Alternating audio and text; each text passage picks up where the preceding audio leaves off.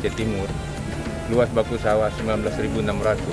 Di sini kami hanya berapa persen yang irigasinya yang maksimal. Yang lain kompansasi dan juga tada hujan. Tapi di sini lebih banyak tada hujan di antara yang ada irigasi yang maksimal. Makanya saya butuh perhatian daripada pusat, provinsi dalam hal untuk membangun waduk yang besar, khususnya wilayah Perla. Karena wilayah Perla ini potensi air sungainya luar biasa. Dan di sini juga AMDAL DID-nya selesai, tinggal pembangunannya.